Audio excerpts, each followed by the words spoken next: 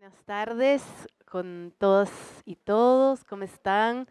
Gracias por asistir esta tarde a la mesa del encuentro organizado por el departamento. Estamos felices en poder generar estos espacios de compartir, en poder escucharlos. Y la dinámica va a ser 15 minutos para cada una y después abrimos para preguntas, para que el diálogo pueda ser tejido, ¿ya?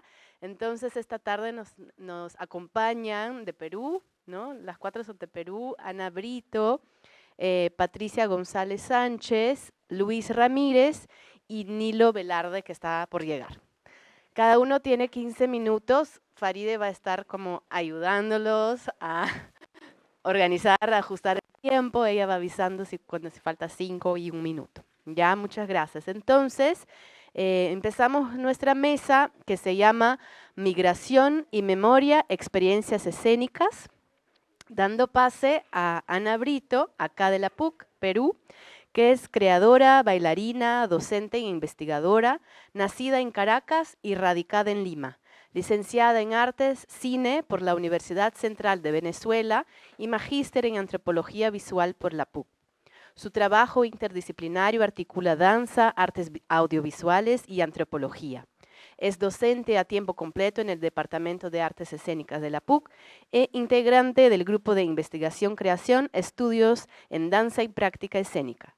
Su labor como bailarina e investigadora creadora se centra en el cruce entre lenguajes artísticos, con énfasis en el cuerpo como lugar de pensamiento, y su relación con el espacio urbano desde una mirada sensible, reflexiva y crítica.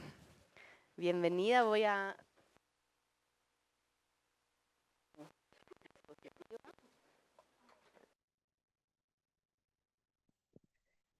Gracias. Buenas tardes, mi nombre es Ana Elena Brito Arrieche, soy venezolana con DNI peruano. Nací en Caracas y desde hace 12 años vivo aquí en Lima, Perú. Mi papá también nació en Caracas y mi mamá nació en Barquisimeto, que es la capital del estado Lara, en Venezuela. En esta región se celebra el Tamunangue, una manifestación tradicional y religiosa que se realiza en honor a San Antonio de Padua, de gran relevancia cultural, espiritual para mi país. El tamunanga está compuesto por 7 sones y cada son cuenta con una danza propia, ejecutada tanto por bailarines experimentados como por personas que han ofrecido bailarla en agradecimiento por favores recibidos, principalmente relacionados con la prosperidad y la abundancia en alimentos y en el amor. Cada 13 de junio, diversas comunidades celebran sus propios tamunangues unidas por un mismo sentir. Las festividades inician con una misa para luego emprender la procesión que parte de la iglesia y recorre las calles de distintas localidades larenses, y en ellas se hacen paradas para interpretar cada uno de los sones y ejecutar la danza correspondiente.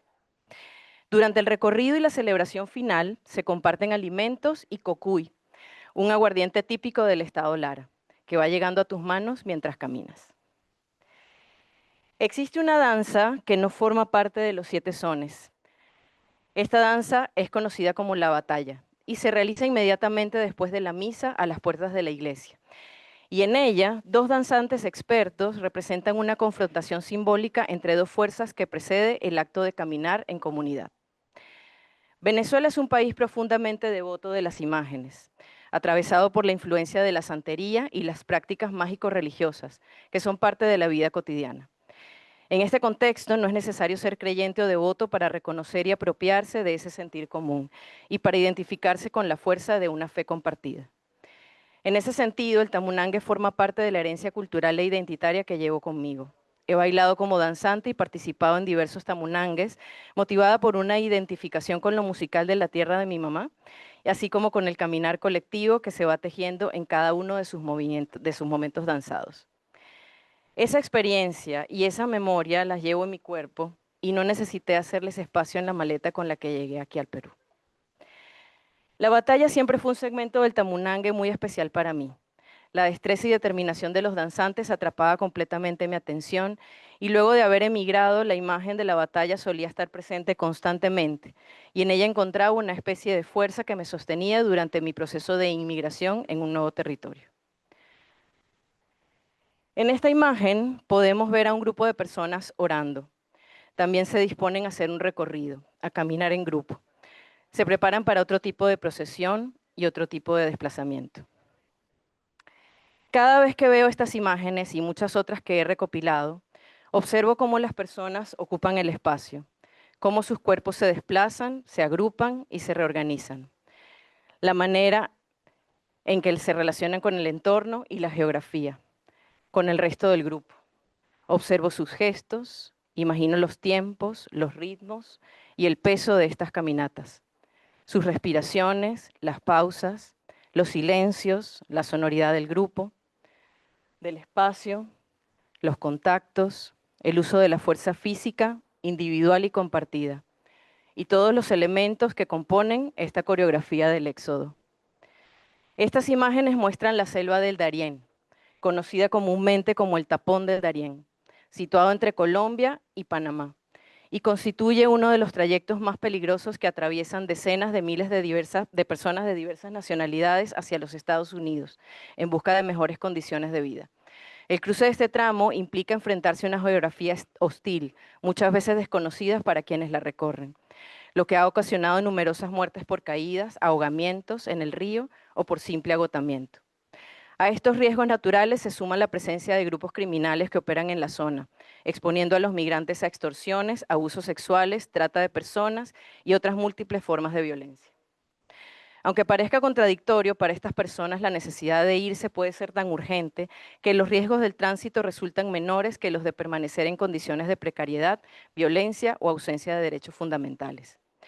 Incluso la incertidumbre de no saber a dónde se llegará, en qué circunstancias o si esos destinos representan realmente la promesa de un futuro mejor, puede convertirse en una opción preferible frente a una realidad conocida pero insoportable. Entre el 2017 y 2023, la mayoría de las personas que atravesaron la selva del Darién fueron venezolanos, en el marco de un fenómeno que ha sido denominado como éxodo o migración forzada y que asciende ya a 9 millones de personas. Además del Darién, muchos migrantes venezolanos han recorrido otras rutas a pie desde Venezuela hacia el sur del continente americano o se han desplazado hacia múltiples destinos por diversos medios. Actualmente me encuentro en la etapa inicial de un proceso de creación de carácter interdisciplinario que aborda de manera directa los procesos de desplazamiento migratorio. Estos temas han atravesado y redefinido mi práctica artística desde que experimenté mi propia migración, convirtiéndose en un eje central de la misma y a la que solo recientemente he podido nombrar con mayor claridad. Hoy comparto algunos avances de cómo este proyecto se va desarrollando y tomando forma. Mi experiencia migratoria vinculada al fenómeno venezolano constituye evidentemente el punto de partida sensible de este proyecto. Sin embargo, no busco que lo autobiográfico defina este proceso, sino que funcione como un espacio de encuentro con otras experiencias de desplazamiento y fenómenos migratorios que se manifiestan en contextos diversos y con distintas complejidades. Algunas de ellas tan urgentes y extremas como el desplazamiento palestino, donde la decisión de abandonar el territorio está determinada por la ejecución inesperada de un bombardeo. La migración y los desplazamientos forzados siguen siendo una problemática central en la sociedad global, constantemente actualizada por los cambios políticos, sociales y económicos. Para evitar que estas discusiones se diluyan en la repetición, para mí es necesario generar nuevos abordajes desde distintos lenguajes y disciplinas artísticas. Mientras la antropología, la economía o la ciencia política estudian de manera pertinente y necesaria sus impactos, la danza y las artes ofrecen potentes formas de reflexión y comunicación que permiten humanizar el fenómeno, para no solo clasificar y medir en cifras las experiencias de las personas. Este proyecto, al que he decidido llamar La Batalla, busca abordar estos temas desde y con el cuerpo, a través de la práctica de danza y a partir de lo que he llamado caminata no deseada. Este término me permite articular tanto la acción física como la metáfora asociada al desplazamiento, resaltando al mismo tiempo el deseo que impulsa dicho movimiento. Nombrar la caminata no deseada implica, en primer lugar, reconocer el concepto de deseo en su sentido más elemental, un movimiento afectivo hacia aquello que se anhela, y al mencionarla como no deseada, me refiero a la ausencia de la libre elección. Lo que me interesa abordar e indagar es la confrontación de deseos que se produce en estos contextos, el deseo de permanecer frente al deseo de partir, imponiéndose en muchos casos el deseo de supervivencia. En ese sentido, encuentro en la batalla del Tamunangue una imagen poderosa para abordar la confrontación de deseos que marcan los inicios del desplazamiento migratorio, una serie de batallas que se libran en la procesión íntima y personal de cada cuerpo en tránsito. Este proceso de creación no se orienta únicamente a la producción de una obra escénica. Como bailarina, coreógrafa y docente, concibo la danza como un espacio de creación, comunicación y producción de conocimiento. Por ello, la propuesta se despliega en formatos escénicos, audiovisuales y comunitarios, en coherencia con la temática del proyecto, que busca sensibilizar, generar reflexión y diálogo, así como acompañar a comunidades migrantes y desplazadas en sus procesos de adaptación. Esta diversidad de formatos permite que el proyecto circule por distintos espacios y que sus productos puedan migrar hacia otros contextos, abriendo nuevas posibilidades de discusión y visibilidad. En esta primera etapa, que ha sido un proceso más individual, he venido revisando estudios de diversa índole sobre el éxodo venezolano y los fenómenos migratorios en general. Han sido fundamentales las investigaciones de la venezolana Ligia Bolívar, defensora de derechos humanos, quien propone comprender la migración venezolana como un desplazamiento forzado en busca del respeto a los derechos fundamentales. Estas y otras investigaciones resaltan la importancia de nombrar cada fenómeno con precisión, pues ello incide directamente en los procesos de adaptación de quienes migran y ayuda a comprender de manera más adecuada cada experiencia de desplazamiento. Asimismo, este proyecto se inscribe en la línea de investigación artística que he venido desarrollando en torno a la caminata dentro de mi práctica de danza, concebida como una forma de habitar el mundo y de producir conocimiento desde su dimensión subjetiva, sensorial y relacional. Esto tanto en contextos pedagógicos como creativos y en diálogo con los estudios urbanos. Por lo tanto, desde esta perspectiva, el caminar se plantea en este proyecto como un eje conceptual, poético y metodológico, a partir del cual se busca generar narrativas sensibles para los cuerpos en tránsito, explorando sus dimensiones políticas y posibilidades expresivas. En este marco, los enfoques de la socióloga mexicana Alicia Lindón ha sido un referente sumamente importante por la manera en que incorpora la experiencia corporal, subjetiva y emocional en los estudios urbanos. Su trabajo sobre recorridos, trayectorias, permite comprender los desplazamientos como acciones que movilizan memoria, afecto y subjetividad, los cuales me han servido anteriormente para diseñar la metodología de otras investigaciones. Para este proyecto es vital comprender el cuerpo como archivo vivo, territorio de resistencia y espacio para imaginar y crear mundos posibles. El cuerpo en tránsito porta una memoria inscrita en gestos, prácticas, experiencias y saberes. Ese archivo acompaña la caminata, que en fenómenos masivos de desplazamiento transforma lo individual en una vivencia colectiva, semejante a una procesión. Los cuerpos desplazados, atravesados por distintos tipos y grados de violencia, recorren rutas como el Darién, con casi ningún bien material más que con su propio cuerpo. En él se inscriben biografía, cultura, identidad, memoria, violencias vividas y la experiencia del traslado. Las rutinas, modos de moverse, orientarse y habitar se enfrentan a procesos de adaptación, reconfigurando imaginarios y modificando archivo del cuerpo. Estos procesos inciden tanto en la relación consigo mismos como con los otros, y en diálogo con nuevos territorios que pueden ser destino o apenas una escala, donde cada parada se convierte en otra danza dentro de la misma procesión. En el plano artístico encuentro una especial resonancia con el trabajo de la coreógrafa palestina Farrah Saleh, quien concibe el cuerpo como un archivo viviente, capaz de activar gestos y memorias tanto personales como colectivas. Su noción de contraarchivos, entendidos como formas corporales que resisten a la narrativa oficial, enriquece la manera en que pienso los procesos de exploración de este proyecto a través del caminar. De manera reciente, el trabajo compartido con la bailarina y coreógrafa portuguesa Vera Mantero han continuado movilizando mi relación con el proyecto. Su propuesta, centrada en la exploración del cuerpo a través de la voz, gesto, escritura y libre asociación, me ha permitido profundizar en la noción del cuerpo como archivo y en las formas de indagar su afectación en contextos contradictorios, enriqueciendo así la metodología del proceso y el diseño de consignas de exploración. Por otra parte, y por último, la investigación del sociólogo argelino Abdalmalek Sayat ofrece un enfoque potente al proponer el concepto de doble ausencia. Este término habla de la profunda sensación de desarraigo que experimenta el migrante o desplazado ante el abandono de su territorio y la ausencia en el nuevo destino, a veces incierto y móvil, donde se enfrenta a un sentimiento de no pertenencia.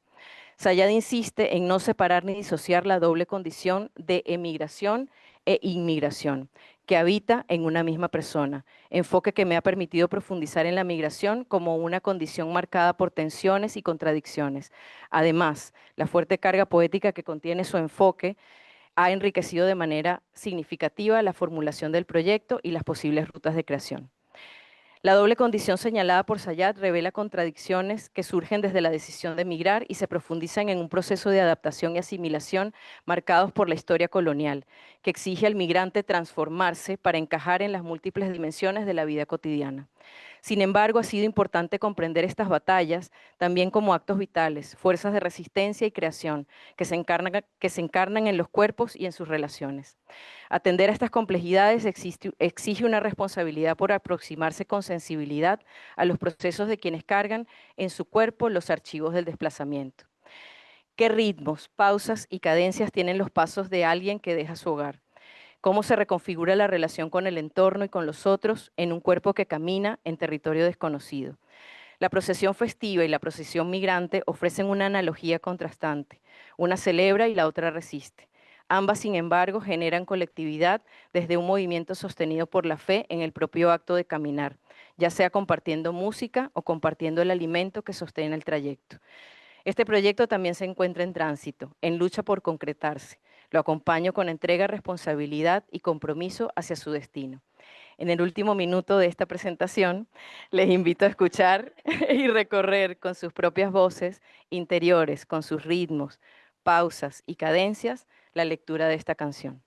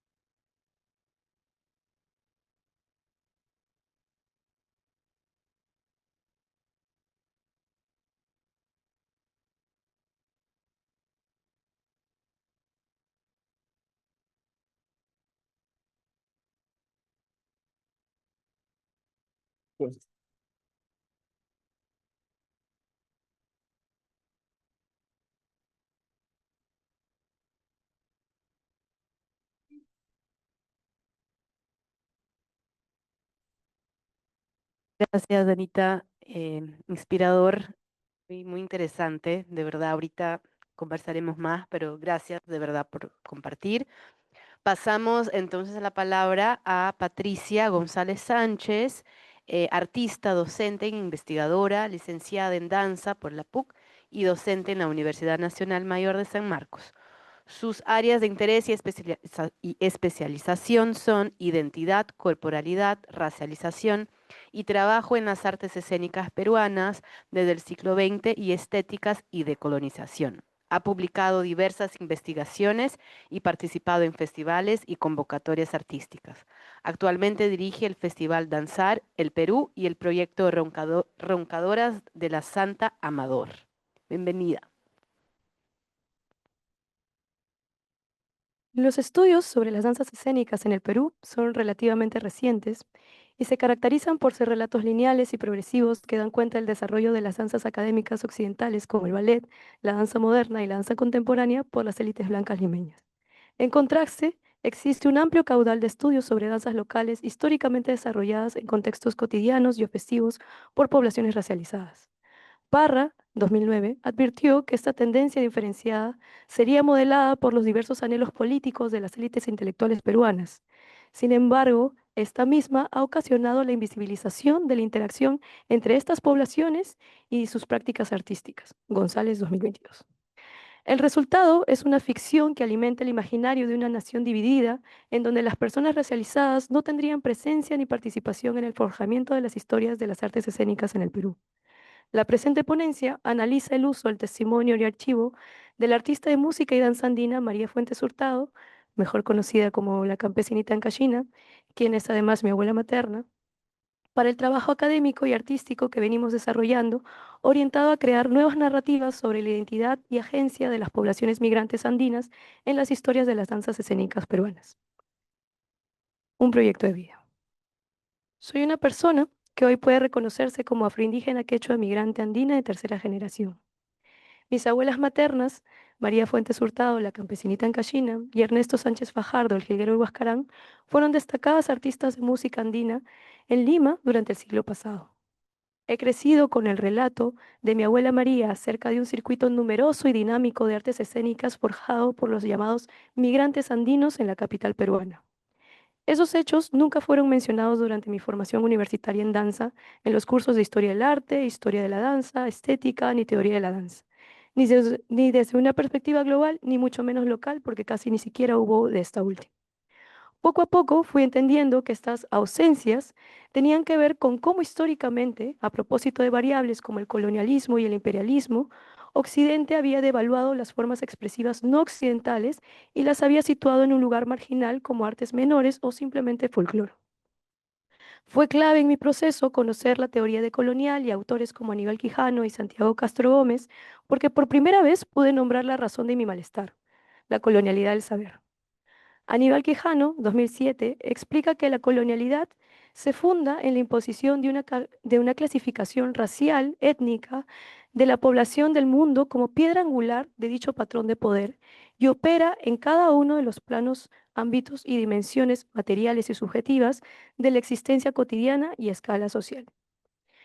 Según el mismo autor, para la consumación de este patrón de poder fue clave la colonización del continente que hoy llamamos América. Con no el descubrimiento, sino la invención de América, los epicentros de poder que luego se identificarían como Europa pudieron formularse a sí mismos, instalando una narrativa en la que se representaban como naturalmente superiores y por lo mismo modernos. Colonialidad y modernidad irían de la mano, son constitutivos el uno del otro. Como diría Quijano, nacieron el mismo día.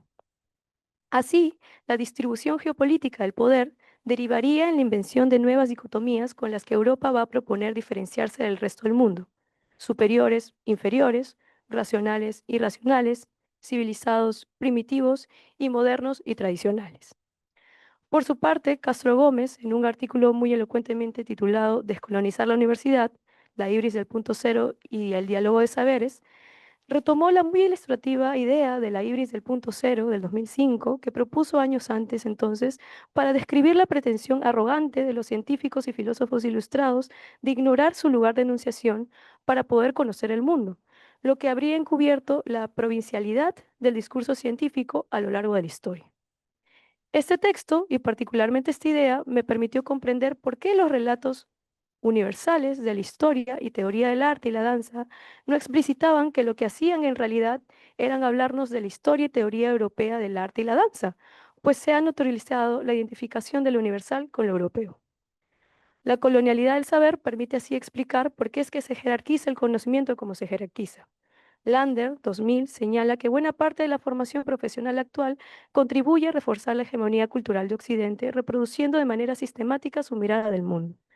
Reconociendo ello e identificándome con las contribuciones sociales que han hecho teóricas y teóricos decoloniales, es que me propuse un itinerario de investigación que diera cuenta de esta realidad en el campo de estudios de la danza y más ampliamente en las artes escénicas.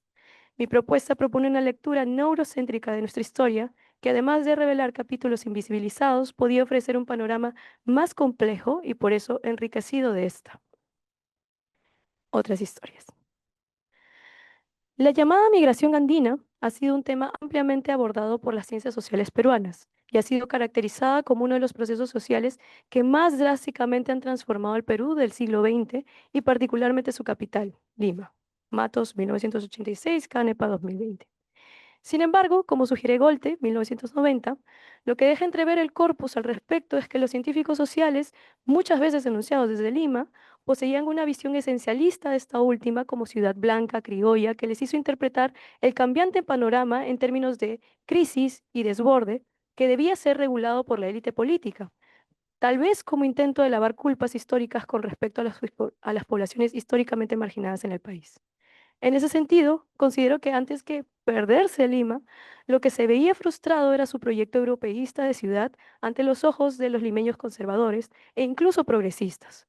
un proyecto que no solo ignoraba la presencia histórica de los pueblos originarios en este territorio, sino que buscó desalentarla explícitamente porque la creía incompatible con la modernidad.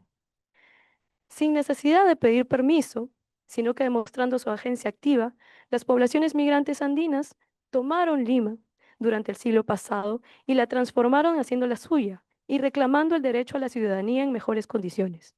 Esto tuvo consecuencias diversas, entre estas también en las artes escénicas. Sin embargo, me fue difícil poder ver la relevancia de ello en un principio. La colonialidad del saber había incluso modelado mi manera de entender las identidades contemporáneas de los descendientes de los pueblos originarios. Creía que debía buscar algo supuestamente más prístino o puro en territorios rurales.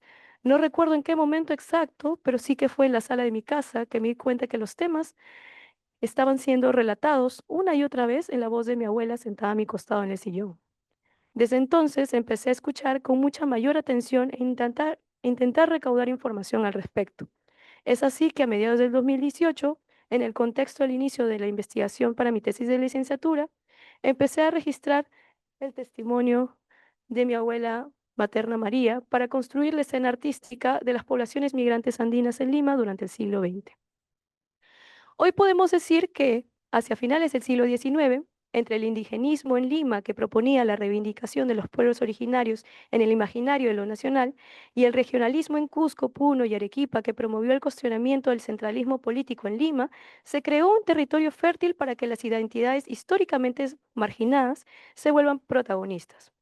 En lo que respecta a las artes escénicas, desde las universidades y la gestión pública se alentaron las escenificaciones de obras de teatro quechua colonial y los taquis quechuas, Vivanco 1976, Mendoza 2006, González 2021. Las obras de teatro quechua colonial son piezas dramáticas originalmente creadas por los curas de indios para la evangelización, mientras que históricamente el taqui es una forma expresiva quechua que se caracteriza por ser multimodal porque integra danza, música y teatro para ser performada en contextos festivos vinculados al calendario agrícola, lo que ha sido conceptualizado previamente como Gran Teatro Andino, Vázquez 2003, Artes Performativas Indígenas, Beyersdorf 2016 y Arte Integral Prehispánico, Vázquez y Riveros 2021, así como ha sido analizado desde la noción danza-drama Romero 2004.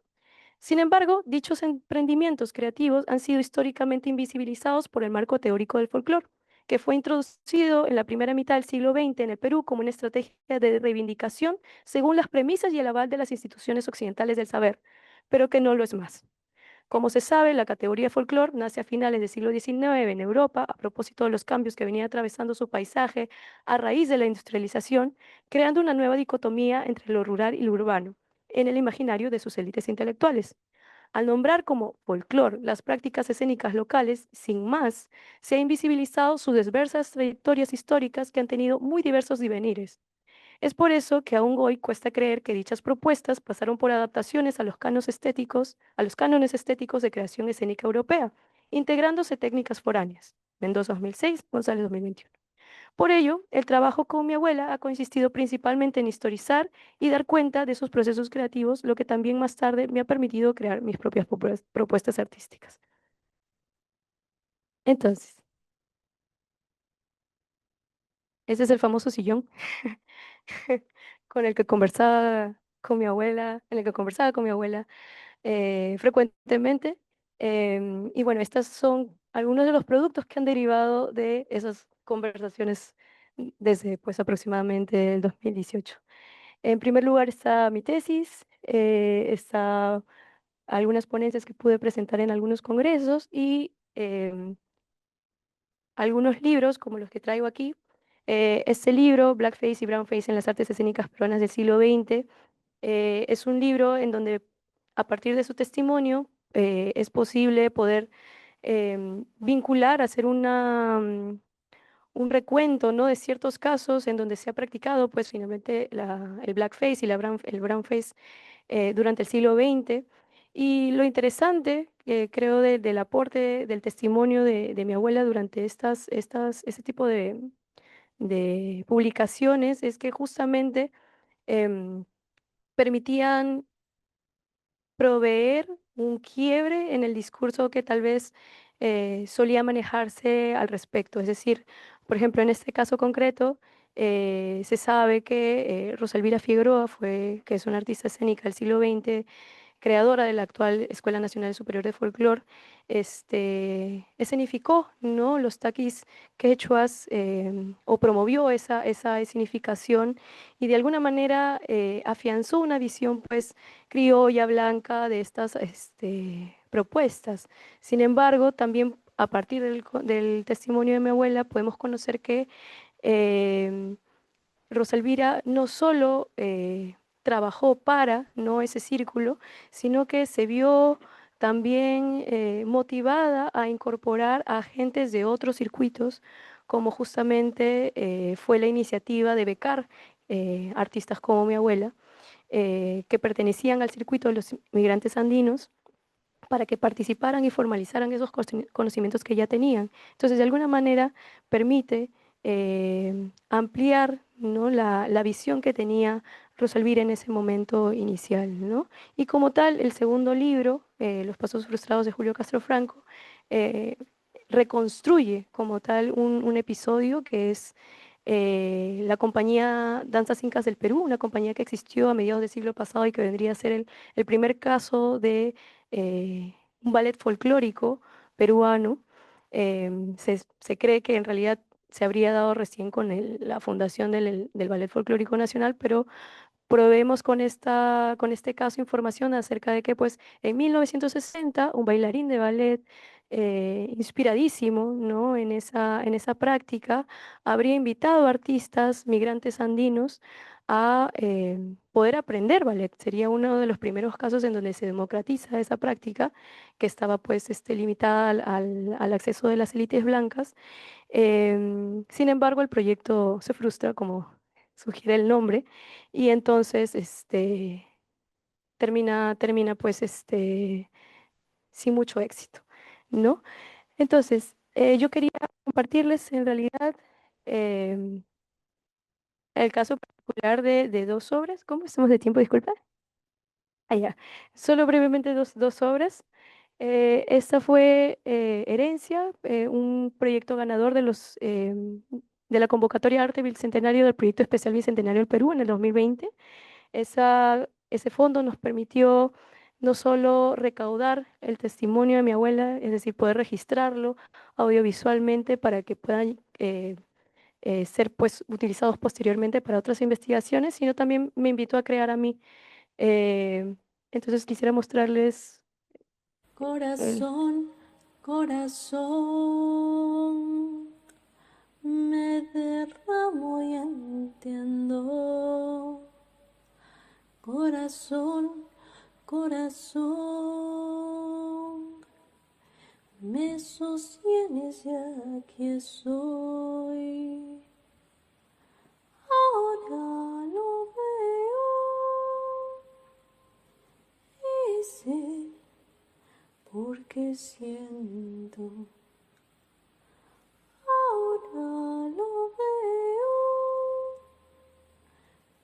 y sé porque siento.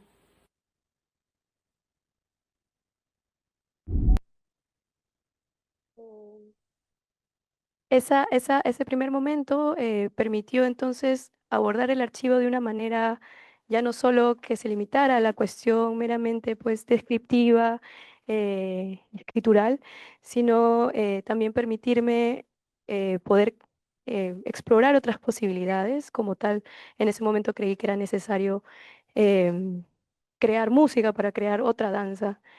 Y concretamente, bueno, eso ha derivado en un proyecto más reciente que es Roncadoras de la Santa Amador. Y la otra breve comentario era respecto a algo que ya comentamos ayer, de hecho, que es la experiencia del Festival Danzar el Perú, el testimonio de mi abuela. Entonces, al permitir reunir información relevante sobre el siglo pasado, me permitió crear una narrativa acerca de coreógrafos que exploraron las ideas de identidad y nación, y a partir de esa experiencia de buscar socializarla, creamos un festival en donde 6 artistas locales, actuales, pudieran abordar los archivos de esos personajes que yo seleccioné: Alejandro Vivanco, Rosalvira Figueroa, Keima Keenan, Julio Castro Franco, José María Arguedas y Victoria Santa Cruz, para crear pues una serie de propuestas que nos invitarán a aproximarnos a la historia de la danza desde una perspectiva vivencial, ¿no? Entonces ellos fueron los seleccionados.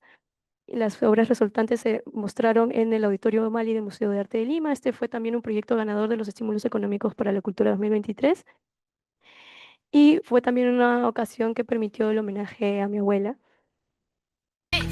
Eh, y eso ha devenido pues en otros, digamos, ¿no? Efectos multiplicadores porque ha permitido que los artistas que nos acompañaron pudieran desarrollar aún más proyectos a partir de ello, ¿no? Entre eso puedo también destacar esta publicación que fue hecha a finales del 2024, el año pasado, en donde fui invitada para poder eh, hablar, ¿no? Como representante em, de, de- de- de una práctica artística crítica con unos colegas de Bolivia y Argentina, Máxima Mani y Oscar Rea, para dar cuenta entonces de nuestras impresiones acerca justamente de cómo se habían aproximado históricamente a nuestras prácticas.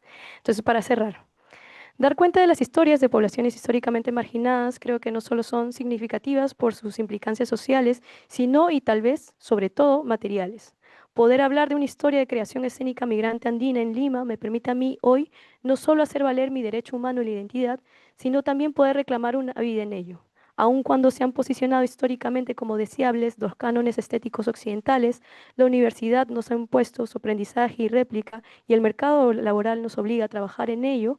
Veo en apostar por la reivindicación de las formas expresivas locales, aunque un trabajo lento, una manera de sentar precedentes para que mañana más tarde personas como yo podamos hacer pleno ejercicio de nuestra agencia sin necesidad de explicar nuestro valor y estar sujetos a traducirnos para que podamos ser apreciados. Como diría Quijano, dejar de ser lo que nunca hemos sido, que no seremos y que no teníamos que ser. Esto es particularmente relevante hoy en realidad, o en realidad nunca lo ha dejado de ser, ante evidencias de la violencia estructural que seguimos viviendo, como el asesinato desmedido de poblaciones racializadas andinas en el marco de la dictadura que vivimos. Quiero pensar o me aferro a creer, contra el pesimismo de White, que historizar sí puede hacer algo por nosotros. Casos como el que ahora he expuesto quisiera que nos inviten a pensar en la potencialidad del archivo, en la capacidad de nuestros vínculos y los diálogos para cambiar narrativas y eventualmente transformar la realidad. Gracias.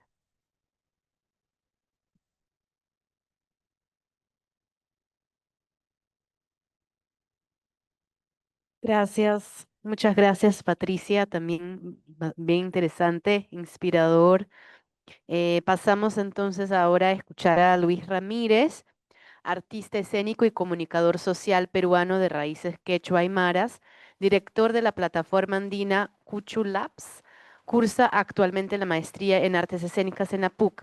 Su trabajo aborda la creación escénica como proceso de generación identitaria, integrando memoria, cuerpo y territorio desde una perspectiva mestiza andina. Es artista residente del programa FA en Cuba con su proyecto que se pronuncia, que yo no sé hablar, que se pronuncia, o Hijo de la Guerra, Hijo del Amor, donde desarrolla una metodología para procesar las memorias de la generación peruana de los años 90, denominada Hijos de la Guerra.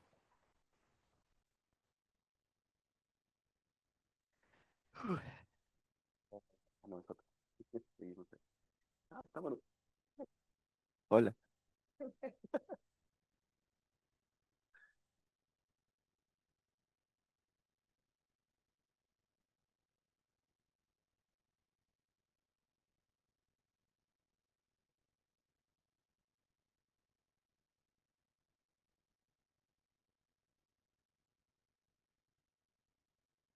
Ok, gracias.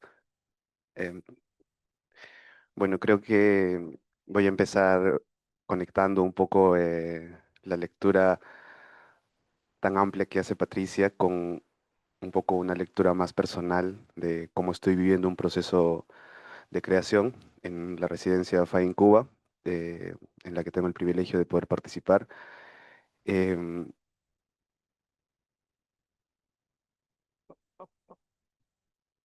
derecho. A ver, ayúdame.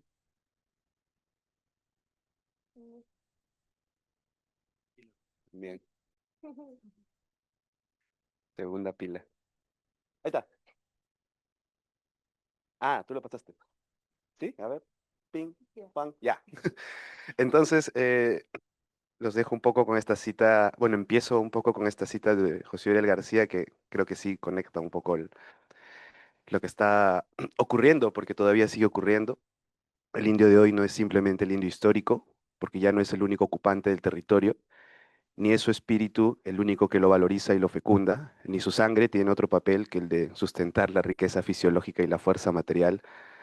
Es todo hombre, y añadiría mujer y persona en toda su diversidad, que vive en América con las mismas raíces emotivas o espirituales que aquel que antiguamente lo cultivó y aprovechó. El proceso que vengo realizando eh, titula Chahuañahuahua, Munañahuahua, o Hijo de la Guerra, Hijo del Amor, y está en este momento aterrizando en la idea de ser un retablo escénico. Está inspirado mucho en este sincretismo andino, pero también religioso, católico, popular, y sobre todo anclado un poco en autores con los que he crecido y que no los entendía cuando los leí cuando estaba en la secundaria, que son Gamaliel Churata y Boris Espesúa. Me obligaron a leer El Pez de Oro cuando tenía 14 años y no entendí nada. Em, Ahora, a mis 32 años, haciendo una relectura de esto porque es un autor con quien ahora me identifico muchísimo, me ha ayudado a reivindicar mi derecho como hijo mestizo, aymara, y también a reconocerme en el mestizaje, y sobre todo abordar dos dimensiones de este proceso que son el recordar y el olvidar, porque hay mucho en el acto de memoria que también tiene que ver con el olvido, y ese es quizá un poco el punto dramático de este proceso. Em, y bueno, creo que aquí se repite un poco esto de que todo esto está centrado o está sostenido porque formamos parte de un barco gigante de naciones originarias históricamente desplazadas por la violencia. Y de eso trata un poco la obra, ¿no? De, de que esto que está ocurriendo, bueno, que estoy haciendo en este momento es un poco dar una apertura del proceso que se está dando gracias a una metodología, entre comillas, metodología que he estado generando por necesidad de poder ordenar los materiales escénicos que han empezado a aparecer durante este proceso de creación y que ha sido inspirada y que está siendo inspirada en el símbolo de la chacana andina, ¿no? De esta cruz escalonada que me está permitiendo procesar y archivar hallazgos, contener preguntas, resolver emociones y articular discursos que están emergiendo durante el proceso.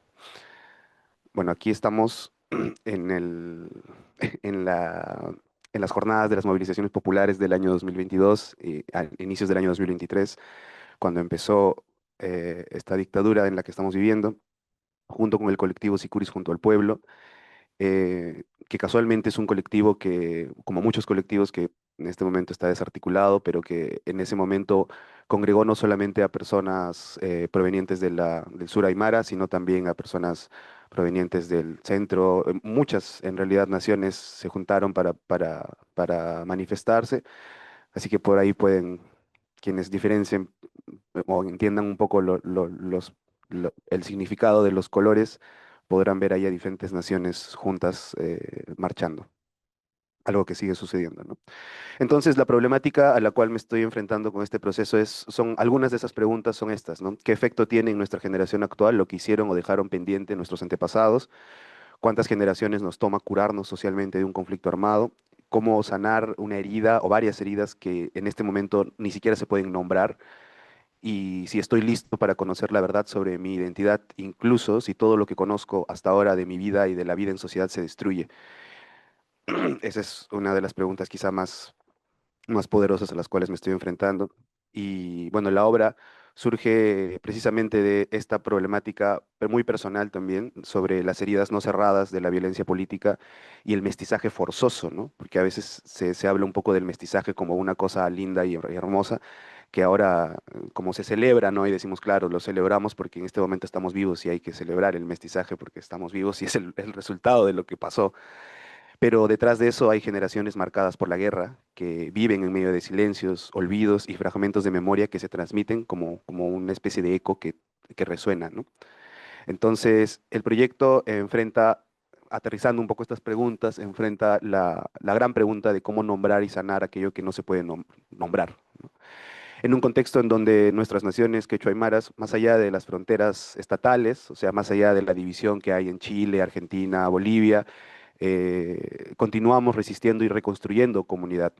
La problemática, o sea, abordar esta pregunta radica en que las memorias de la guerra y el despojo territorial permanecen invisibilizadas todavía, incluso en sociedades que dicen haber superado estos conflictos, ¿no? Como por ejemplo en la que estamos ahora, en donde supuestamente para afuera la presidenta dice que no pasa nada en el país y que estamos súper bien y que todo el índice en el Perú. Pero ¿cómo reparamos una herida colectiva que continúa sin ser reconocida, que no se puede nombrar, que no se puede decir, que no se debe decir, ¿no? ¿Y qué significa también recordar sin destruir todo lo que se ha construido en base a esa narrativa? Entonces ahí aparece como esta idea del retablo escénico, porque se está convirtiendo en un dispositivo artístico para visibilizar, interpelar y transformar un poco esta herida social. Y aquí vuelve Gamaliel Churata un poco a marearme la vida, pero que me está ayudando mucho a entender que esto no es algo que me pasa a mí ahora, ¿no? En el 2025, sino que en 1953, bueno, esta reedición del 2012 que pude citar, Gamaliel habla en una de sus narraciones de un José María Cristal, pero él dice, ¿no? Habla sobre este personaje de José María Cristal y dice, los que bien le conocimos y quienes sin conocerle pudieran leer sus codicilios, tendremos curiosidad por saber de cuáles petacas procedía la fortuna de don José María. Don José María, ¿era don José María? Nunca permitiera violaciones en el Sancta Sanctorum de su origen, pero yo me sé que don José María no era don José María Cristal, era don José María Quispe. Y precisamente una de las grandes preguntas a las cuales me estoy enfrentando es el relato de mi propio apellido. Mi nombre es Luis Ramírez, Luis Felipe Ramírez Montesinos.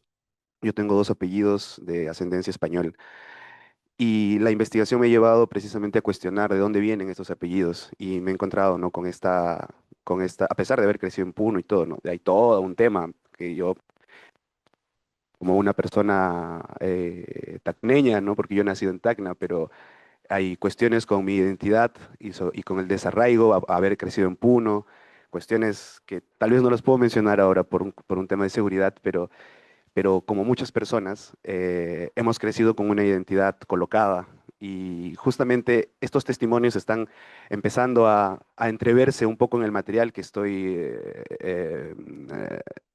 desenterrando y claro, a veces todavía tiemblo cuando me contacto con este material, personas que no son hijos de sus mamás, padres que les cambiaron el apellido a sus hijos e hijas o les cambiaron el lugar de nacimiento, y estamos en una época en la que los hijos estamos empezando a salir a hablar. Y el hecho de que los hijos empezamos a salir a hablar da mucho miedo, ¿no? No solamente a nosotros, sino también a las personas que no quieren que los hijos hablemos. Entonces, volvemos al espacio de trabajo en donde en el proceso de la obra, Chahuaña Guagua, Munaña Guagua, la Chacana Andina viene sosteniendo un poco este ordenamiento del material escénico porque me estoy enfrentando a un material documental, personal, afectivo, a un material político, a la elaboración de discursos, pero también a un trabajo en el espacio, a tratar de converger dentro del cuerpo herramientas de la danza contemporánea, contemporánea entre comillas, a la cual me he podido, con la que he crecido, a la danza tradicional, a las diabladas, a la música, al sicuri, al mismo tiempo a la música popular, al mismo tiempo al pop, al mismo tiempo a tantas cosas a las cuales estamos expuestos. Entonces, la Chacana viene ayudándome, bueno, y está haciendo como hoy un poco gracias al taller de Shadow Hilarios que estoy participando a este encuentro. Hoy justo le pregunté un tema, ¿no? Entonces los archivos son cosas inventadas, ¿no? Entonces los archivos son cosas que nos inventamos y en poco cogí el empoderamiento para decir que sí, me estoy inventando mi propio archivo, me estoy inventando mi propia manera de clasificar el material escénico y un poco en resonancia con lo que menciona Patricia, ¿no? Una manera que he tenido que inventar porque no he encontrado ni siquiera en la formación que he tenido, estos lugares o espacios seguros o donde resonar con estas preguntas. Entonces la chacana está haciendo a través de las cuatro dimensiones, persiguiendo un poco el bienestar, ¿no? El suma camaña, porque finalmente lo que uno hace haciendo teatro, me pregunto, ¿no? Lo que quiero haciendo teatro, ¿qué es? ¿Hacer teatro o vivir también, ¿no? Continuar, caminar en esta vida con el presente y con las personas con las que estoy. Entonces, evidentemente esta construcción que estoy realizando es un libro, pero tampoco es tan mío, porque es un símbolo que pervive durante años, siglos, y que ha estado con nosotros y sigue con nosotros en la ropa, sigue con nosotros en las iglesias, sigue con nosotros en diferentes lugares y a veces ni siquiera sabemos qué significa. Precisamente Carlos Milla, un autor, un gran autor que se peleó con mucha gente por decir lo que piensa, decía, ¿no?, que aún después de haber logrado traducir la expresión gráfica que se esconde tras el símbolo, habremos encontrado recién el texto de un mito que solamente la identificación con el espíritu andino nos permitiría interpretar. Entonces, más allá de leer sobre la chacana en libros, que es justamente el soporte de la que tiende o tendió siendo, ahora está cambiando un poco a ser el soporte de la colonialidad, he perseguido más aquellos otros libros que están en las fiestas, en las festividades, en el sonido, en el movimiento, en las coreografías populares. Y también en los espacios escénicos, en donde me he encontrado no solamente con que esta no es solamente mi búsqueda, ¿no?, sino también hay otras personas, como Alan Poma a través del Manifiesto Futurista Andino, que también llega un poco a una misma conclusión sobre que la interpretación de los símbolos en realidad recae en lo que uno tiene, uno interpreta desde lo que tiene en su propia mente, ¿no? Es lo que dice él aquí, ¿no? Que el verdadero significado de las formas está inscrito en una memoria que ya no nos corresponde, ¿no?, pero que es transferible y está en un paso latente, que aún son parte de nuestra historia y realmente cada persona interpreta los símbolos con lo que tiene en su mente. Y bueno, un poco siguiendo lo que dice Alan, de que a través del manifiesto futurista, que también está haciendo un gran acompañamiento para este proceso, es que, claro, no nos pertenece el pasado a las personas andinas, no tenemos agencia sobre el pasado realmente, porque incluso el pasado que nos cuentan no nos pertenece. Incluso el pasado que nos cuentan está contado por voces y por lecturas y por interpretaciones extranjeras. Entonces nos dice, ¿qué te pertenece? Solo tu capacidad de imaginar un futuro. Entonces, con todo el derecho, ahí entra un poco entraron muchos temores, ¿no?, sobre apropiación, sobre realmente tengo el derecho de modificar algo y ahora digo, ya, modifico nomás. Entonces, el- las cuatro dimensiones con las cuales estoy navegando este proceso son parten del cuerpo, ¿no?, del cuerpo o de la persona, en el runa, en el mundo quechua, el jaque, en el mundo aymara, como este archivo biológico presente, sentipensante. Un poco, me gusta mucho esta idea del cuerpo sentipensante, como habla Orlando Fals, este investigador colombiano, que dice que la razón y el amor están presentes, ¿no?, en el cuerpo siempre. No somos seres totalmente racionales, tampoco seres totalmente emocionales. Pero nos vamos al... ¿Cómo estoy? Ah, ok. Nos vamos al el primer aspecto un poco que he estado explorando, es el mundo afectivo, la dimensión afectiva, ¿no?, el munay, la munaña, es donde está partiendo como se moviliza el ánima, el ajayu, y que es de donde parten un poco las preguntas originales de la creación, porque todo suele partir un poco de la emoción. Luego el aspecto más cognitivo, el yachay, o el yatiña, que habla un poco aquí he podido recopilar testimonios, lecturas, reflexiones, otras formas de sentir de otras personas, otros libros, otras danzas, otros textos. La acción, el ruray o el luraña, el trabajo, ¿no?, que es la acción en el espacio, el trabajo que se hace en el espacio escénico a través del sentir y del saber, pero finalmente la energía que yo le pongo a las cosas que se hacen y lo que aparece cuando uno trabaja, que es diferente a lo que está habitando cuando uno siente y diferente a lo que uno puede entender del trabajo de otros. Y finalmente la dimensión política, el chama, que viene un poco del chamampi, ¿no?, o del ati, que es esta dimensión del poder que suele estar invisibilizada para nosotros, incluso desde la misma lógica de la chacana o de la trilogía andina que suele hablarse cuando se olvida que en realidad está compuesto, tenemos un cuarto compuesto que suele no decirse, ¿no?, porque solemos como irnos siempre casi a la Santísima Trinidad. Entonces aquí he podido como recolectar todos aquellos discursos políticos y cuestionamientos sobre el mismo material que voy generando, ¿no? Eh, entonces, aquí he citado un poco a un amigo boliviano que se llama Elías Condori, que habla sobre que para entender un poco la multidimensionalidad de las palabras quechua aymaras, como con el ejemplo del chuima, que en el mundo aymara el chuima es el pulmón, ¿no? Si habláramos del chuima como un órgano, sería el pulmón, pero en realidad cuando hablamos del chuima en las canciones o en los poemas, nos referimos al órgano afectivo, ¿no? Que así como en muchas otras culturas, el órgano con el que se recibe el afecto no es el corazón, ¿no? No solamente el corazón, sino también amamos a través del pulmón. Yo lo relaciono mucho con por qué la cultura aymara está muy relacionada a los instrumentos de viento. Entonces, lo que ha dado lo que está dando este archivo son materiales como textos. Bueno, no sé si hay tiempo para leer algunos de estos textos, pero textos sobre el fallecimiento de mi abuela, textos que hablan mucho la emocionalidad, mi mundo afectivo. También la articulación con otros testimonios humanos a partir de entrevistas y experiencias de conciencia alterada también a través de la hoja de coca y la ayahuasca, como la aparición de un personaje, Cusillo, que habla y que conversa sobre el mito del pez de oro, que es un mito que lo contaré al final. Y el trabajo en el espacio, que esto sí lo voy a poner. Pacha es tiempo. Pacha es tiempo. Que Pacha es espacio. Pacha es tiempo y espacio. Pacha es momento. Pacha es cuándo y dónde.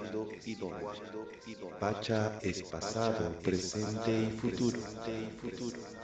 El principio también es el final. El cuerpo. Nuestro primer territorio. bueno, para el estreno. Luego, material político, que finalmente estaban apareciendo discursos sobre la violencia, ecos que aparecen sobre este rastro perdido de hijos perdidos por la guerra, que también están presentes como y lo que le pasó a estos hijos en el proceso de la guerra. Proceso a través de este texto una experiencia de violencia sexual a la que me enfrenté cuando era niño, con la cual pude reconectar y que le estoy colocando en el texto de una manera muy, bueno, a través de la dramaturgia del texto y también en el espacio. Entonces, hay mucho material que quizá en este momento no puedo terminar de compartir, pero esos son un poco las cuatro dimensiones. Y ya para cerrar, el, eh, he tenido la oportunidad, bueno, soy muy inquieto con la vida, he tenido la oportunidad de compartir esta metodología en otros espacios para ver qué tal funciona, o sea, qué pasa si es que esto que me ha ayudado a mí ayuda a otras personas a poder ordenar sus procesos. Y bueno, lo estoy compartiendo en el FAE, en el Festival de Artes Escénicas de Lima. He podido estar también en el Festival de Teatroterapia de Falay, compartiendo con otras compañeras. Y quizá la experiencia más enriquecedora hasta el momento ha sido el trabajo con la Asociación de Sordos de Tacna, con quienes hemos trabajado con la Chacana y hemos podido estrenar una obra de teatro sordo. Y bueno, compartir también con compañeros de Puno y de Arequipa. Entonces, la obra se está haciendo como en el camino y la metodología también está empezando a compartirse para empezar a dar resultados. Y este sábado tenemos una muestra en crudo. Y nada más, gracias.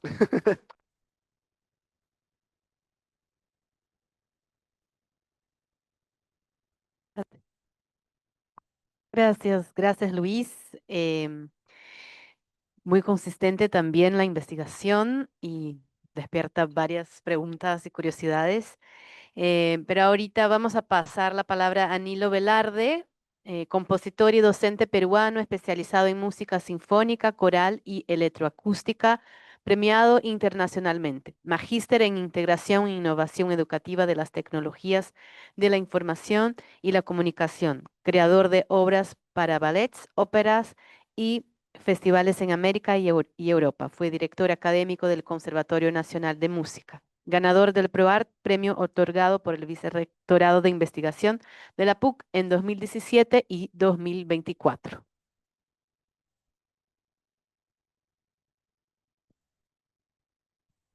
¿Qué tal? Buenas tardes, un gusto estar por aquí.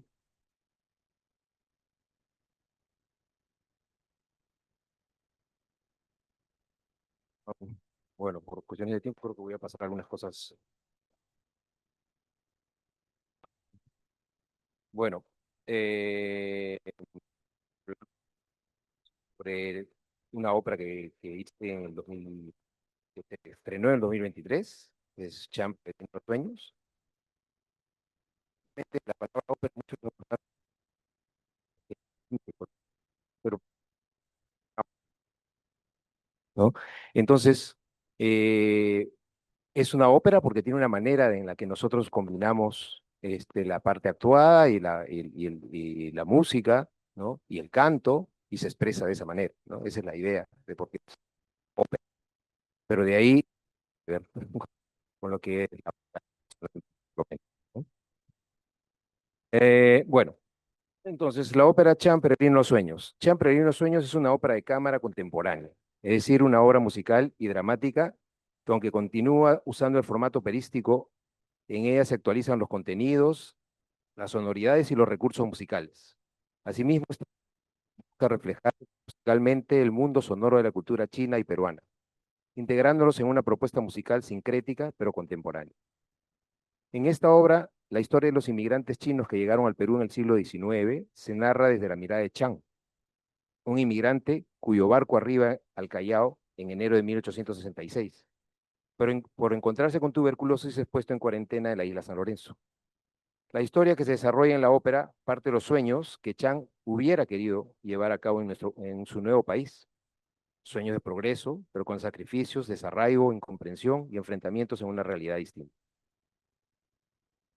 Los encuentros y desencuentros entre personas de diferentes culturas que comparten un mismo espacio vital y que comienzan a entender que no hay otra forma de progresar más que aceptando que aunque seamos diferentes, sí podemos compartir el mismo espacio y tener objetivos comunes, es la esencia del libreto de la dramaturga peruana Maritza Núñez, y asimismo aquello que nuestra ópera Chang, Peregrino de los Sueños, busca transmitir haciendo uso de la expresividad de la música y el drama. Um, sobre Maritza, Maritza es la libretista que trabajó conmigo. Cuando se trabaja una obra de este tipo, no son, normalmente el compositor no es el mismo que hace el libreto, ¿no? Es como cuando se hace una película, puede haber un guionista y el director es el que va generando la película, hay un guionista que ha hecho primero el guión o el libreto, ¿no? En este caso es así. Entonces hay una libretista por encargo mío ha hecho el libreto y obviamente con la cual yo he tenido que dialogar para poder llegar un poco a la idea que yo buscaba, ¿no? Bien, voy a hablar un poquito sobre mi proceso creativo en la composición musical. En general, algunas cosas que son ah, bastante dentro de lo que es mi proceso creativo en general para la música. Algunas cosas quizás un poquito técnicas, las voy a pasar rápido.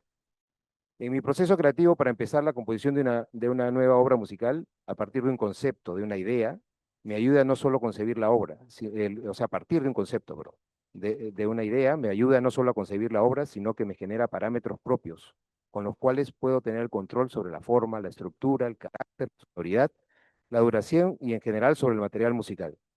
El concepto en la composición musical es una idea básica alrededor de la cual el compositor construye una obra. Es un recurso que abre muchas posibilidades creativas y asimismo le brinda al compositor un mayor control del material musical en el momento de la composición. Esto de Margaret Wilkins.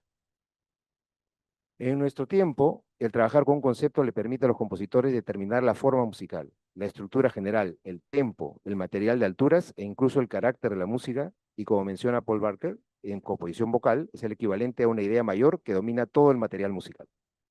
En el caso de Chan, Peregrino de los Sueños, perdón, pasar esto.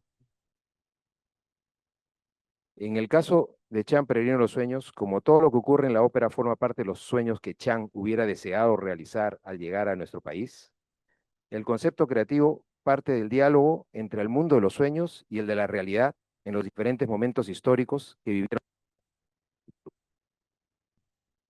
Entonces, hablaba sobre cómo finalmente, a manera de resumen, podemos decir que el concepto creativo para la composición musical de la ópera Chan, Peregrino en los Sueños está integrado por dos ideas principales, las cuales se muestran a continuación, que son quienes ayudan a generar los parámetros que articulan todo el material musical presente en la obra.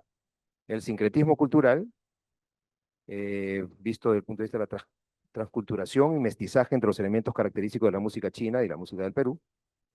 Y dos, la dualidad o la aparente ambigüedad del carácter. contraposición y diálogo entre el mundo de los sueños y el de la realidad histórica. Lo que parece no siempre es. El contexto etnográfico. La historia familiar con motivación creadora de una obra. Mi apellido Velarde Chong. Mi apellido materno es Chong, ¿no? Soy Tuzán, nieto y bisnieto de inmigrantes chinos. O sea, mi abuelo materno fue un inmigrante chino que vino al Perú en el siglo XX como empresa importadora china, con los comerciantes de acá.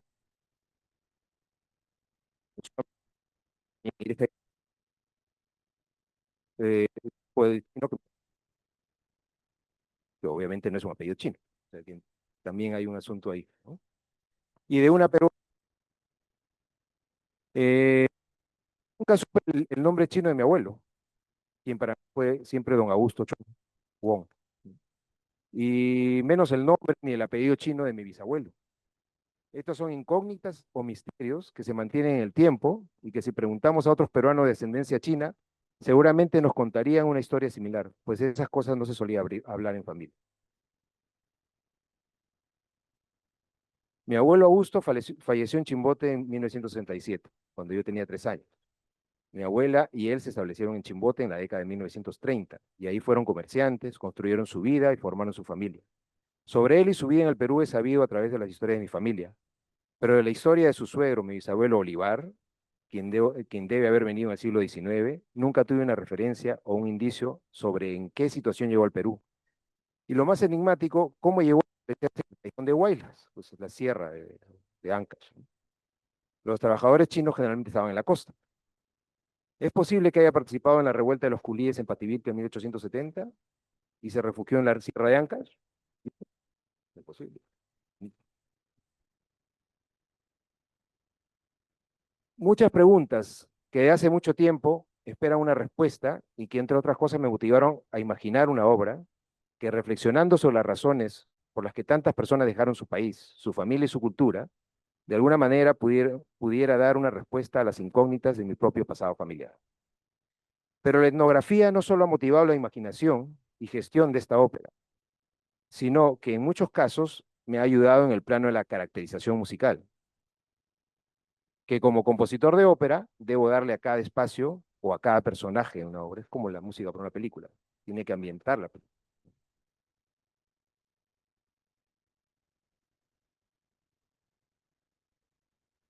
Sí. Entonces, un ejemplo claro es el de un personaje que aparece en la escena 5 de la ópera. Normalmente se va dividiendo en diferentes escenas o cuadros, las óperas se trabajan así. Una escena en la que Chang y sus compañeros culíes, todos trabajadores de una hacienda costeña, le reclaman al capataz por el maltrato al que están sometidos y ante la negativa a escucharlos y a tomar en cuenta sus reclamos, se rebelan contra él y toman la hacienda. Ese fue el inicio de la rebelión de 1870. Como dije, mi primer apellido es Velarde y mi abuelo paterno, don Liberio Velarde, esa es la contradicción, fue el gerente de campo de una hacienda en Ancash, ¿no? Llamada Vinzos. Claro que él no tuvo a su cargo culíes, porque ya no existían en ese tiempo. Y fue un hombre bastante justo con los empleados de la hacienda, pero tenía que ser firme y duro, así como el capataz de la obra, ¿no? Fue la imagen de mi abuelo Oliverio y las historias que me contó de niño, lo que me da que de alguna manera me ayudó a caracterizar musicalmente a dicho personaje. Así como estos dos ejemplos, en Chan Peregrino de los Sueños, la etnografía, en términos de las costumbres y la historia familiar, no solo de mi familia, sino de muchas otras familias de ascendencia china, ha trascendido el ámbito doméstico y literalmente, o a manera de sugerencia, ha inspirado la narrativa y la caracterización musical de los personajes que se presentan en la obra. La etnografía dialoga con la historia es una realidad la emigración. El tema de la obra, desgraciadamente, no es en nuestro país del mundo, debido a que decenas de millones de personas se ven forzadas a vivir un éxodo masivo y provocado por las guerras o por los problemas socioeconómicos. Tal como se ha mencionado en esta ponencia, la narrativa de la ópera Chang, Peregrino Sueños, se construyó en base a los sueños y a las expectativas de Chang, un migrante que realmente nunca pudo, perdón, siquiera desembarcar en Callao por encontrarse enfermo de tuberculosis y que murió en un cuarentenario en la isla de San Lorenzo. Si contraponemos la historia de Chang con el archivo histórico, vamos a encontrar que tanto la isla de San Lorenzo como la del Frontón, las cuales se encuentran frente al puerto del Callao, sí fueron utilizados como espacios de cuarentena, y de hecho existen arqueológicos de inmigrantes chinos. Casualmente, en 2019, por un programa de National Geographic, me enteré del hallazgo de estas tumbas en la isla San Lorenzo, y al comentarle este hecho a la libretista Maritza Núñez, es que fue surgiendo la idea de una ópera que profundizara sobre lo que fue y pudo ser la vida de nuestros inmigrantes antes y luego de llegar al Perú. El archivo histórico de la inmigración china al Perú ha servido de inspiración para varias de las escenas de Chang, Peregrino en los Sueños, con sucesos citados siguiendo las premisas de que los podría haber vivido Chang si hubiera sobrevivido y construido su vida en el Perú. Así, por ejemplo, la escena 2 se realiza en un barco que llegó al Callao el 21 de enero de 1866 y que en la imaginación de la libretista traía a Chang enfermo de tuberculosis entre sus pasajeros. La escena 4 muestra a Chang esperanzado en progresar, trabajando en las Islas Guaneras, en la construcción de ferrocarriles y en el trabajo del campo, varios de los escenarios en que realmente se utilizó la mano de obra china en el siglo XIX.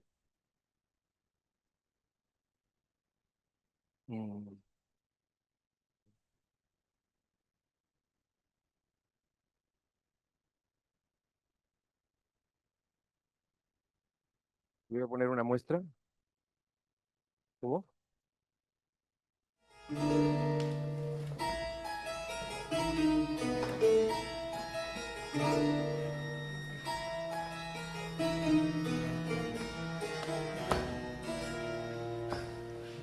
Pasado el tiempo en las Islas Guaneras, mi primer trabajo tengo.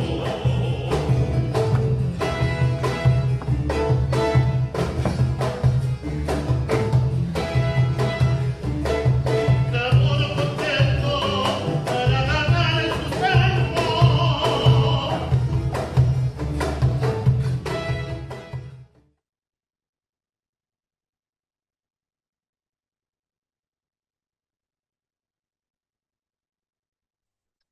Hola, hola. Sí. Ok, gracias. Entonces, bueno, voy a poner unas muestras así pequeñitas. Ay, perdón. Ahí está. La escena 5 muestra las injusticias que Chang y sus compañeros culíes pasan a manos del capataz, que les había mencionado algo antes, ¿no? Como trabajadores de una hacienda en la costa peruana. La generalización de esas injusticias dio paso a un levantamiento de los trabajadores que al propagarse por otras haciendas llevó a la rebelión de los culíes en 1870, las que le mencionaba hace un rato. No sé si... ¿Uno más?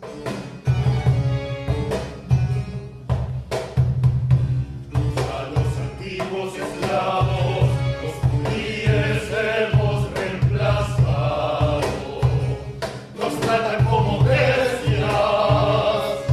Exigimos libertad, libertad, libertad.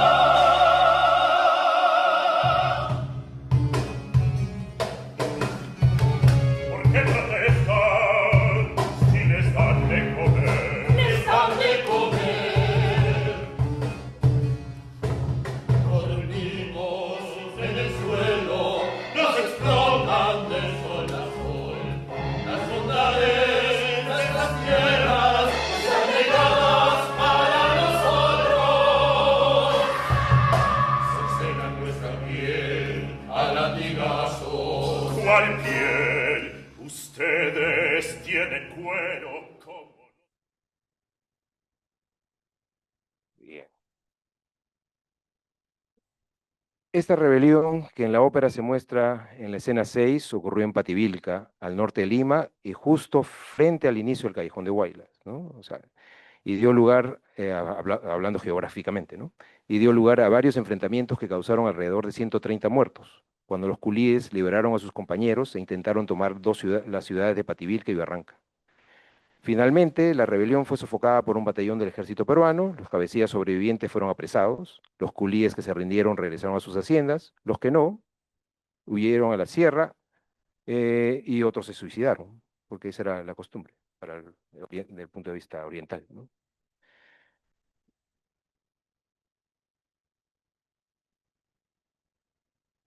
No más.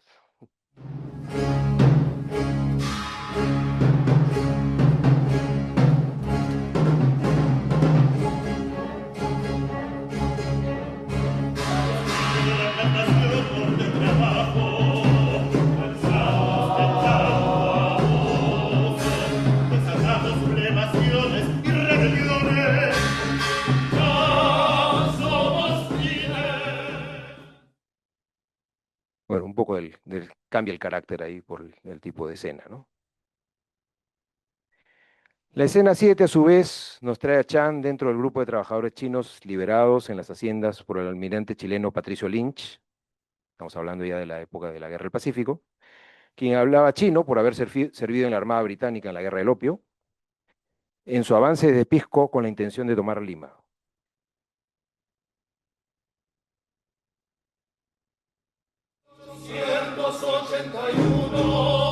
Lima es ocupada por los chilenos. Muchos trabajadores chinos decidimos pelear por los chilenos. Tenemos la esperanza de así conseguir nuestra libertad. Si caemos prisioneros, nos van a torturar, nos fusilarán, pero nuestro ideal de justicia y libertad no morirá, no morirá.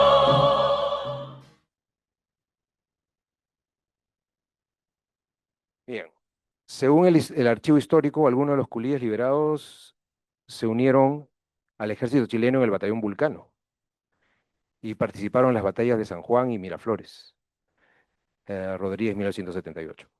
En relación con esta información histórica, en la ópera, Chan es uno de los culíes liberados y quien es herido al comenzar la batalla y es salvado por un medio peruano. Aquí, bueno, en la historia se considera su primer amigo peruano. Con la llegada del siglo XX, la situación fue cambiando para los inmigrantes chinos en el Perú. Ahora muchos de ellos han progresado y así se muestra en la escena 8 de la ópera, donde vemos a Chan emocionado comprando un pasaje para Li Xue, la novia que dejó en China al emigrar hacia el Perú. Esta nueva situación se celebra justo a continuación de la escena 9, cuando Li Xue, dentro del sueño de Chan, expresa su alegría al recibir la noticia de su viaje al Perú, danzando y cantando sobre una música compuesta sobre motivos rítmicos de la danza del dragón.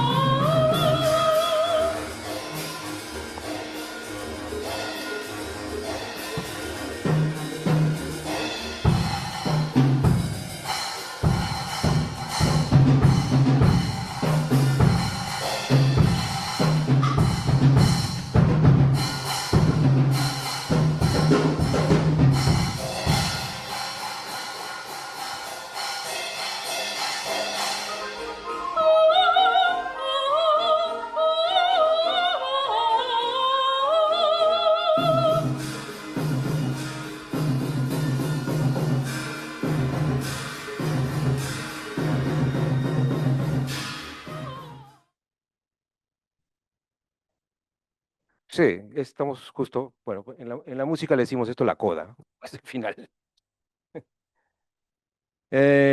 Chan, Peregrino de los Sueños, es una ópera contemporánea que muestra el drama social que vivieron los inmigrantes chinos para integrarse al Perú, pues a pesar de que experimentaron el desarraigo, la exclusión social, la discriminación y la explotación, en lugar de amilanarse, se fueron integrando a la vida nacional en un proceso histórico que dio lugar a la fusión sincrética de nuestras culturas y que se expresa en las diversas manifestaciones que son altamente apreciadas por el peruano de hoy en día. Chaufa. Es lo más simple del mundo, ¿no? El contexto etnográfico del que procede el compositor de la obra, ¿no?, ha sido determinante para generar un producto artístico, comprometido y que busca responder interrogantes muchas veces comunes a toda una comunidad. En la ópera Chan, Peregrino de los Sueños, la obra, sin hacer de lado sus objetivos artísticos, se convierte paralelamente en un archivo etnográfico del proceso histórico de la integración de los inmigrantes chinos al Perú. Muchas gracias.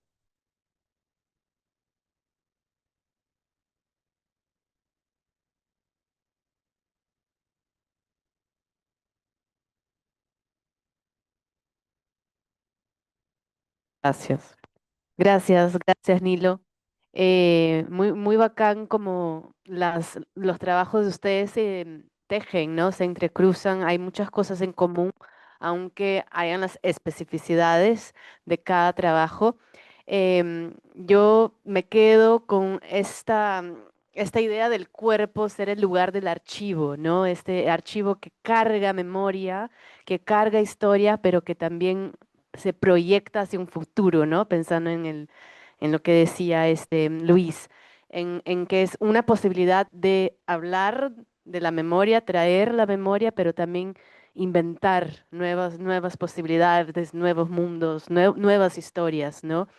Y cómo es importante en que en el trabajo de ustedes, como decía Anita, el cuerpo está ocupa ese lugar de resistencia, ¿no? De necesidad de vitalidad, de una lucha contra todas las políticas y sistemas que quieren borrar del mapa estas corporalidades, estos cuerpos, estas memorias. Entonces, el archivo no es solo un archivo de memoria, un documento, sino un documento vital y de resistencia contra el olvido. Me parece que eso aparece en en los cuatro trabajos muy interesantes, muy bacanes. Gracias y me queda la curiosidad por ver cada uno de ellos.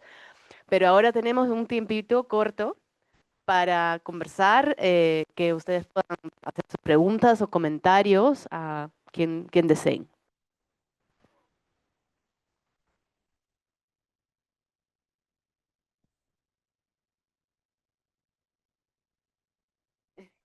Uno por vez.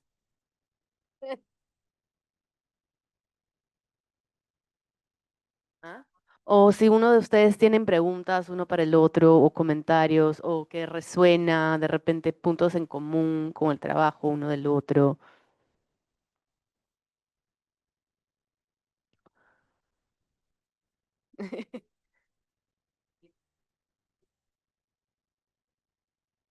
Bueno, o sea, igual creo que es lo que tú mencionabas, Ana Julia, que creo que el cuerpo está presente como en ese lugar de mirar el archivo, se va transformando y se va inscribiendo nuevas vivencias, nuevas memorias y una proyección, como decías, de también de imaginar lo que viene, ¿no? Pero también en ese proceso de adaptación, de asimilación, que nos rodea, también como mirarlo de cerca también. Entonces, como que creo que es interesante como también mirar como los trabajos de Patricia o de Luis, o, bueno, y de Nilo, que hablan de toda esta migración que es ya ancestral, o sea, como ya es toda una carga que trae histórica y, o sea, yo lo conecto también igual con mi trabajo como algo que está pasando en este momento, no solo con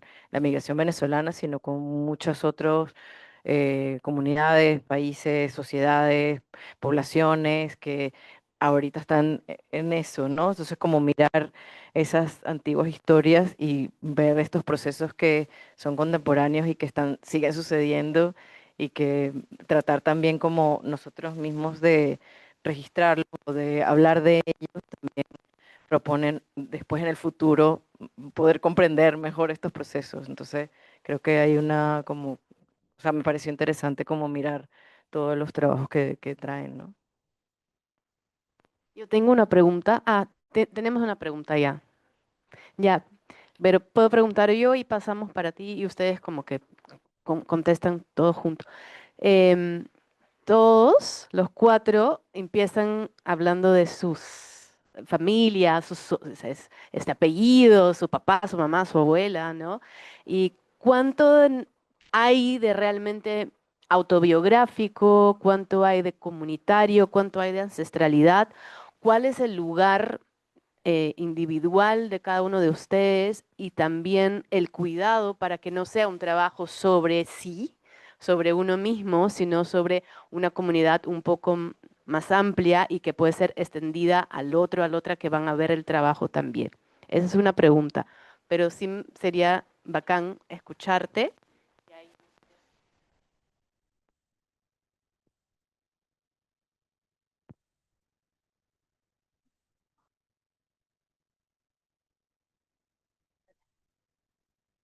Activo, hola. Sí, una pregunta en verdad como transversal. De hecho, medio que lo dejaron entrever en sus exposiciones y de hecho como Luis mencionó algo interesante que también me quedé pensando en esa palabra, dijiste algo así como, bueno, una metodología, ¿no? Como entre comillas.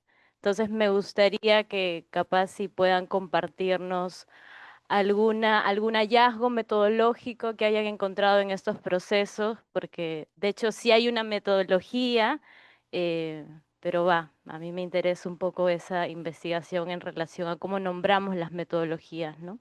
Y qué hace que esa sea una metodología artística.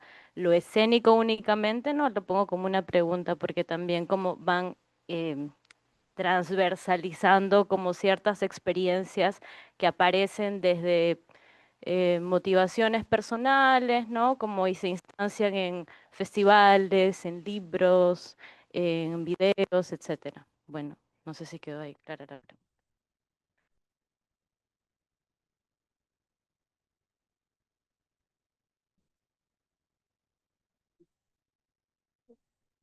Ya, yo creo que por lo menos desde lo que voy haciendo, un poco, creo que también el hecho de compartir el proceso con otras personas hace que exista, valga la redundancia, un nuevo proceso como de afirmación, ¿no? Entonces, por eso justo en la parte final de mi exposición compartí un poco cómo estoy compartiendo con otras personas esta metodología, entre comillas, porque claro, me sirve a mí en mi mundo para revisar, ordenar mi material, pero también, claro, cuando lo comparto con otras personas, he aprendido un poco también a través de la experiencia en estos años de, claro, no esperar que el otro lo haga tal cual como lo estoy haciendo yo, no, más bien dejar, otorgar ofrecer el juguete, ¿no? Ofrecer el juego y eso es lo bonito de hacerlo dentro del mundo de las artes escénicas, ¿no? Que estamos en un mundo en donde el territorio que habitamos es precisamente el territorio del juego. Entonces el juego lo que nos permite es equivocarnos, ¿no? Porque a veces, por ejemplo, justo en este proceso, en este último proceso que estoy compartiendo con bailarines en el espacio Huaca, en Crudo, em, aparece un poco también la expectativa de que te funcione el juguete, ¿no? De que te funcione y de que el archivo funcione, de que esto te dé un resultado. Y precisamente esa presión en el trabajo hace que no funcione, ¿no? Hace que pasemos por alto que para que algo funcione, en realidad, como decías, como todo pasa a través del cuerpo, entonces ponerle demasiada presión o demasiada atención a, al juguete nos hace olvidar de quién es el que está utilizando ese juguete, ¿no? Y que más bien no se trata del objeto, del archivo, sino se trata un poco de la persona, y porque a partir del cuerpo pasa todo. Entonces, lo que me está ocurriendo a mí es un poco eso, ¿no? Quizá el compartir y en el compartir aprender a dejar ir también, a soltar y aprender de que eso va a tomar otra forma. Por ejemplo, con la Asociación de Sordos de Tacna terminamos haciendo improvisación, ¿no? Porque con ellos, primero yo fui como, wow, con la cabeza llena de cosas, pero terminamos creando una seña para improvisación, porque la palabra improvisación no forma parte de improvisación teatral, no forma parte de la cultura sorda. Entonces tuvimos que llegar a esta seña a través de la chacana. Fue ya el logro, porque ya no necesitábamos hacer nada más, simplemente ellos, con el hecho de que ellos supieran de que esto significaba jugar, crear teatro, improvisar, ya había un logro y ya no tenía que hacer nada más, simplemente sentarnos todos y observar qué cosas hacían ellos con eso que habían creado ellos, ¿no? Eso en mi caso es lo que ha pasado. No sé si quieren decir algo. Bueno, En mi caso, como les mencionaba, pues que en el caso de una ópera uno tiene que trabajar con un libretista.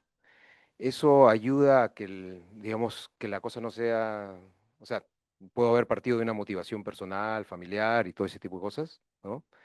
Pero se va aterrizando con el asunto del libreto, porque finalmente yo no hago libreto, el libreto lo hace una libretista, aunque tiene que tener mis ideas y todo ese tipo de cosas, ¿no? Pero finalmente yo creo que ayuda a que uno no se pegue mucho al juguete, que dices, ¿no? Y que yo tenga que cumplir mi trabajo como compositor y como músico, ¿no? Que esa es la idea, ¿no? Y yo trabajo muchísimo en base a la idea del concepto y todo lo que armo está en base a un mismo concepto, ¿no? O sea, bueno, yo les he mostrado esas dos ideas con las que yo trabajo, lo del sincretismo cultural en este caso y la dualidad, este, y esas dos ideas me construyen todo, porque porque claro, para la música, por ejemplo, yo tengo que trabajar en la música la idea de que, o sea, aunque Chan supuestamente llega feliz al Perú, pero, pero ya sabemos que Chan se va a morir. Entonces, o sea, realmente en el fondo hay una cosa que está contradiciendo eso. Entonces, en la música yo tengo que estar todo el tiempo creando esa nube, esa atmósfera que hay en el fondo, ¿no? Aun cuando la cosa sea alegre, siempre hay algo que está ahí, ¿no? Bueno, es una técnica que se usa en el cine también, en la música para cine, eso no es que la haya inventado, pero es decir, es mi trabajo y yo tengo que tratar de lograr ese tipo de cosas a la hora de que hago la música, ¿no? Entonces, Que tenemos ahorita en 15 minutos la conversa con Adai, entonces creo que no tenemos, ¿no? Quizá para terminar y de ahí vamos. Em, bueno, de mi parte, honestamente, no. em, Creo que puedo visualizarlo como entregarme al proceso en el sentido de que mm, yo no estimaba, por ejemplo, crear música, no me había propuesto como tal hacerlo en un principio cuando empecé a aventurarme en esto.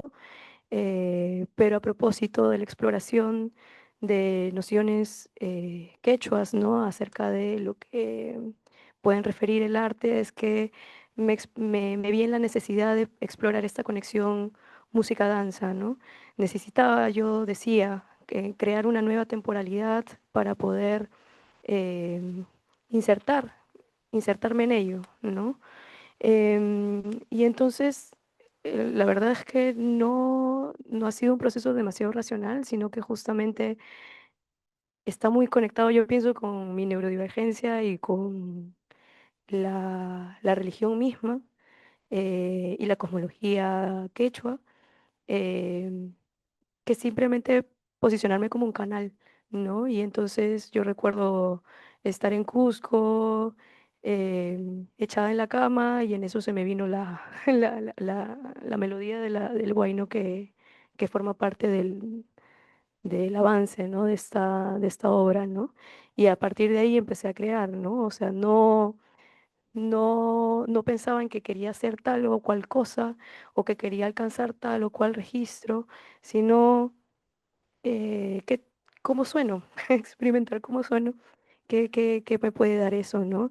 Sí, tenía un atractivo muy particular por los jarauis, me gusta mucho la estética de los jarauis, pero como tal, no pensaba abordar la técnica como tal, sino mi interpretación, a propósito, resonando con lo que ha dicho Lucho de cómo pues hoy por hoy, ¿no? Somos, creo, capaces de poder reconocer que podemos involucrar, ¿no? Nuestra creativa, nuestra agencia, en lo que se ha creado y cumplir eso que se ha construido históricamente, ¿no? Entonces, eh, más bien lo que me revelaba el proceso era que justamente tenía que verse como decían que tenía que verse, o como decían los académicos que tenían que verse, sino hacerme sentido, no en función a lo que suponía o proponía la estética quechua, ¿no? Entonces, así entonces me ven con bueno, no llegué a mostrar ese video, pero con una especie de capucha de jaguar totalmente interpretada por como yo la observo. em, entonces, y me parece totalmente válido y me hace sentido y me parece conmovedor cómo podemos seguir reinterpretando ello, ¿no? Entonces, por mi lado eso. Gracias.